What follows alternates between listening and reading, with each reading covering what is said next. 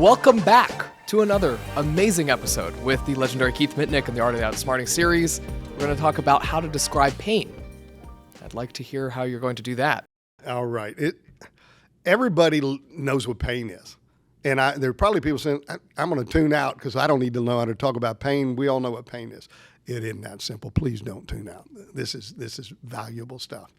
It's valuable if you're a lawyer, because if you do what we do, what I do, a lot of your cases involve someone living in pain. And we've got to elevate it beyond the knee-jerk reaction where someone says, well, this case is about pain. Anybody, well, everyone has pain. This is not what this case is about. It's not about just someone's, okay, he's got pain, everyone's got pain. It's a particular kind of pain. And it's not just pain. First of all, it's pain caused by somebody else. You didn't just sleep wrong and got a crick in your neck. You don't have a toothache. Somebody did it to you. You didn't have it before, you got it after. And by the way, it isn't temporary. It's never going away. You're going to live in pain forever. That's a big difference. And then to really think in a courtroom, because we are never in a courtroom for discount, half justice. We're there for full justice. It's the only kind of justice worth bothering with, and it's what America was built on. So how do you talk about full justice when you're talking about the underlying injury is causing pain? You better understand how to talk about it, because if you don't, it can be diminished unfairly. So that's what it's all about. This is also part of my unexpected 2 extra weeks over the holiday because those trials went away, where I said, I've got to figure out some of these, what we do for a living and how we can explain it in the courtrooms and in the court of public opinion in a better, more efficient, and always fair way. So I'm getting a sense of how you're building this, and I see that you've spent a lot of time drilling down on the subject. What are some of the bigger macro points that you want to make sure people take away? Sure. Here's a big one. How do you describe pain in a way that gets it, that gets the point? First of all, people got to understand, you're really not. The suit really isn't over pain.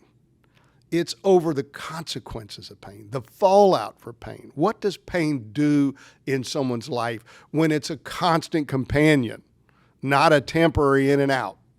Life's not easy. Life's full of pain, emotional and physical. And that's important because pain affects physical and emotional components. That's why you hear the phrase, we're going to talk about pain and suffering. They don't say pain or suffering. They're two parts of it. Pain hurts. Suffering is the impact, hurting like that with no relief. So we have to understand the reality, the depth, the multifacetedness of it. And then we have to understand how it came into the person's life. It didn't come naturally. It wasn't one of these, well, it's no one's fault, just happened things. It happened to you because someone violated those laws we talked about, the civil safety laws. They didn't use reasonable care for the safety of others. They were negligent. And now someone's living their life in pain, and they didn't live in pain before. But as a starting point, kind of from the big picture, I thought a lot about what is it about pain that's so bad? We hear the word insidious. Big fancy word, and I'm not a believer in I love big fancy words out of a courtroom. They're fascinating to me. I don't use them a lot, but they're fascinating to me. They're cool. But in a courtroom, they're your enemy usually. But you can use insidious as long as you explain it. But people say pain is insidious. Why is pain insidious? Because it means it hides while it harms. It creeps, it hides. You can't see it. And it harms. That's why it's insidious. It sounds like a snake slithering around, because that's what it's like. But I thought, we don't want to just talk about insidious, snobby. So what is a way that people can get? And I thought, pain's a thief.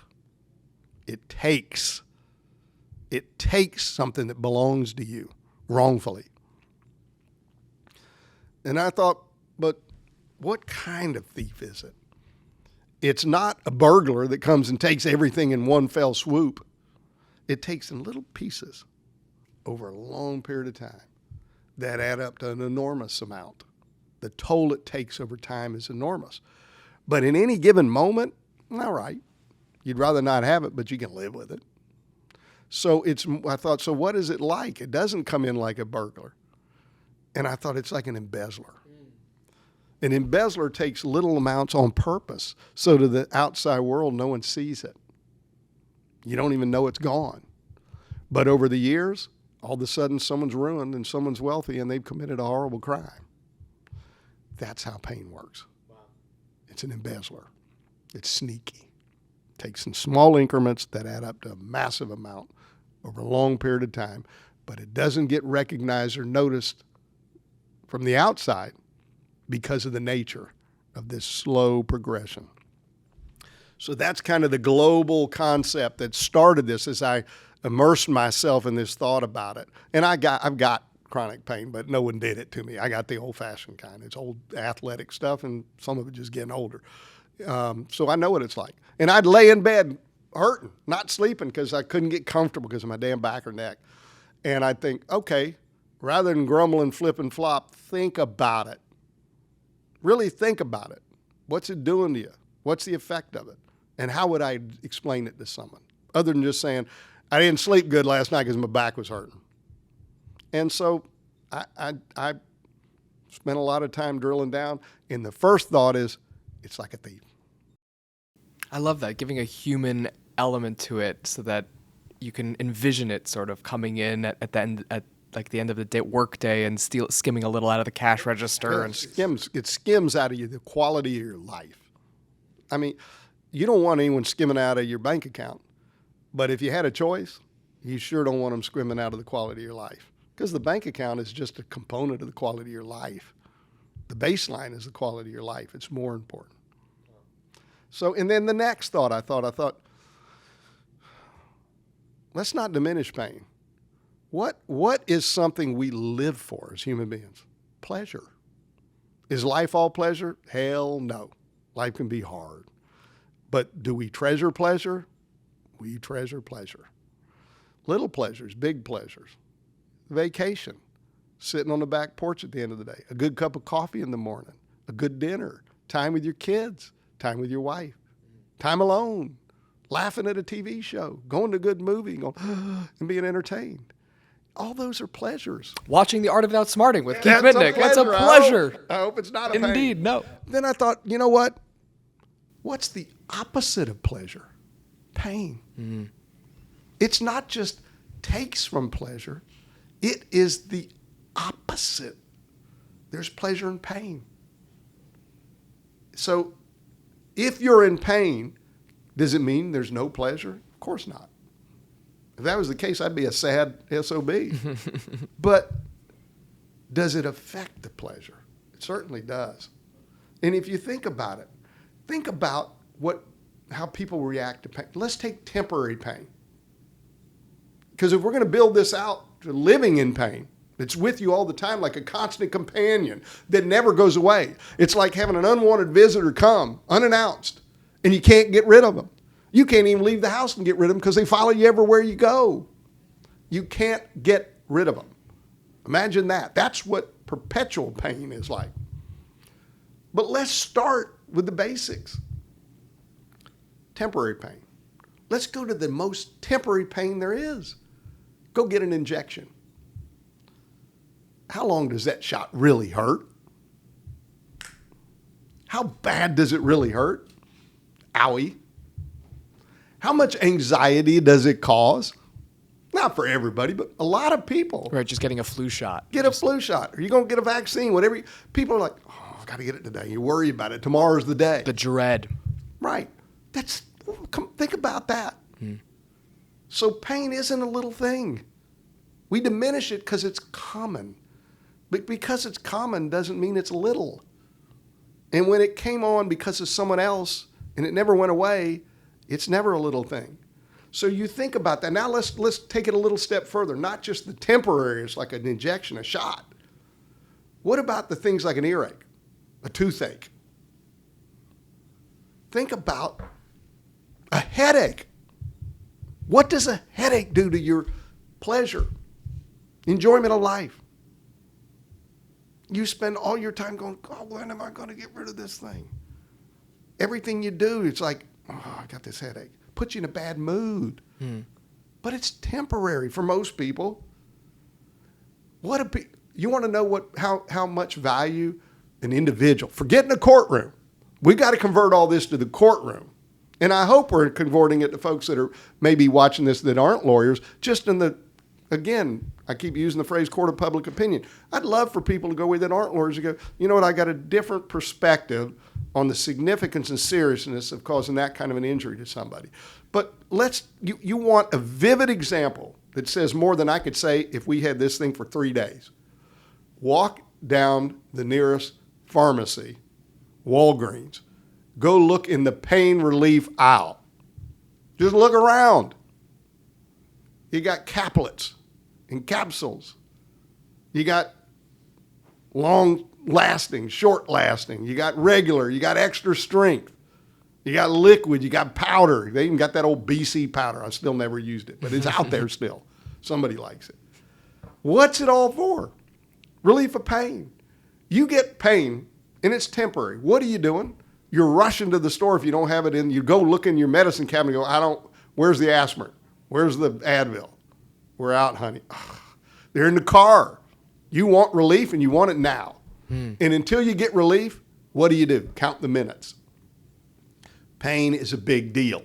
The fact it's all around us doesn't make it less of a big deal. Think how you react to it. Now, you can't tell a jury that, but I can tell the audience that. But we can talk about this without saying, do you go? You can say people go to the pharmacy right away. Nothing wrong with that. And because they do. The courtroom, while we can't say step in my client's shoes, we don't have to try a case in a vacuum and ignore the real world. So you think about all this. Here's an example. This is not new, but I'll share it real quick here because it is such a powerful telling analogy. And it's one everybody's been through. And it really brings home the reality of pain because not only do we seek relief, we celebrate when it's gone. It's gone. It puts you smile. You wake up in the morning, you go, oh, yeah. So true. And you go, woo, it's going to be a good day. You feel good. And when you're in pain, you don't feel good. And so the analogy that I use in a courtroom that makes it so relatable is someone wakes up with a crick in their neck and you get out of bed and moan. I'll do a shorter version of this because it's in an earlier podcast. But you wake up and your wife says, what's wrong? You hear moan. I slept wrong, got a crick in my neck. Oh, honey, I'm sorry. That's all right. But everything the person does that day, it's there. They change lanes and look in their blind spot. It's, they pick up a briefcase or groceries or whatever it is, it's there. You sit for long, it hurts. You stand, it feels better, but standing starts hurting, so you sit, so you're up and down, and so all day long. You go home, get up the next morning, groan, wife, what's wrong? I was hoping it'd be gone. They were. They woke up, I can't believe I got it again. This is just day 2. And they can't believe it's still there. And now they're starting to feel, what did I do in another life to deserve this? It's 2 days. They're not even 2. It's just the beginning of day 2. And day 2 is just all the same. You know what the person doesn't do? They don't call in sick. You know what else? Do you think anybody at work has a clue? Unless they're a big baby, they ain't running around going, ow, ow, ow. No one knows. Their wife knows. Their husband and wife. No one else would have a clue. They're just going on with life, looking perfectly normal. Functioning perfectly normal, except they're starting now to get grouchy in a bad mood. They go to bed the 3rd night, wake up, the 2nd night, wake up the 3rd morning. Wife's brushing her teeth, she hears, hallelujah. She goes, what? It's gone. That's what this is like for your client, except there's no hallelujah ever. Now you tell that story to jury and all of a sudden the other side's trying to mock and belittle pain and it's nothing to be mocked. Because there is no hallelujah ever. So those are the realities of it. And the idea of pain relief, think about that. All the money people spend tells you something about what people value just to get relief from pain. All those products, people are writing, some of them are pretty expensive. And no one's thinking, no, never mind, I ain't paying for that. They say, is there a better one? I'll pay double. They want relief. This is so beautiful because it helps younger lawyers. Like, you have a way of relating to pain as you mentioned, as an older person, oh, I have my own pain, but these analogies can work for anybody that are setting it up for their clients. When you were a younger attorney, or just throughout your career, have you ever had a defense surprise you in a way where they were able to sort of quote unquote belittle the pain in some way where you said, oh, I got to pivot, I got to dig deeper here to drill this down to the jury? It's so hard for me to remember when the first time it happened to me, but I promise you, I was like, my first reaction, I'll guarantee you was, because this is how I'm wired, was, I can't believe those SOBs are making light of this and the injustice of it. And I would be shocked. I thought everyone was here pursuing justice, and we're fighting, but we're both, there's an honesty about the pursuit of the truth here, and you're making little of something that's never little. I am sure I had some kind of reaction like that that was very green, to be surprised. Now I understand that's the defense. I don't even fault them anymore. That's what, their job is to do that. But I don't even, not accusing them of being phonies. I am sure they are, because if I spent all my life on that side, I would be thinking, you over here talking about a lot of money because you're hurt, and give me because you got some pain. I probably, if you get up every morning and do it for a living, you got to believe it. And I'm sure they mean it from their heart of hearts. I do not mean to diminish them.